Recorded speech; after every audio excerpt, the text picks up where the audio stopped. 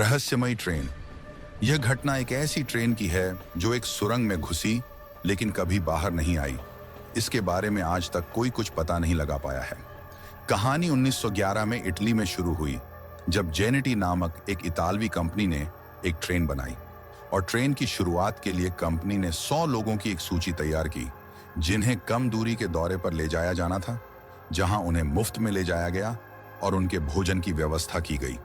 तदनुसार 100 लोगों की एक सूची तैयार की गई और 6 लोगों को ट्रेन का निरीक्षण करने की जिम्मेदारी दी गई। ट्रेन में कुल 106 लोग सवार थे। उन्होंने आधुनिक तकनीक का उपयोग तकनीक के रूप में किया। रेल की पटरियों के बीच से एक सुरंग गुजरती है।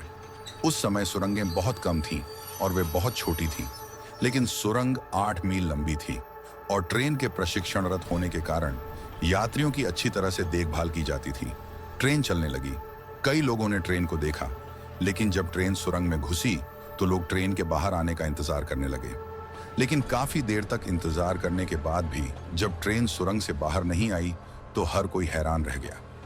जब यह घटना हर जगह फैल गई तो हर जगह हलचल मच गई।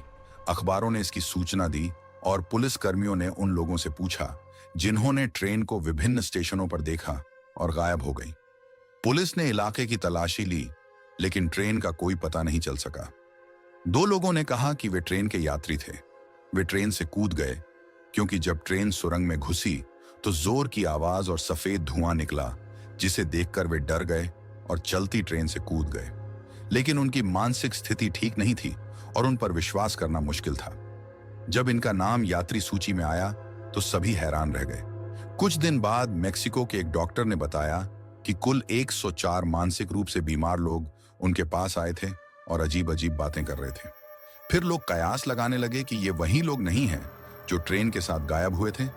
ये 104 लोग उन 2 लोगों के साथ हैं जो ट्रेन के साथ गायब हुए थे, क्योंकि ट्रेन में 106 लोग सवार थे।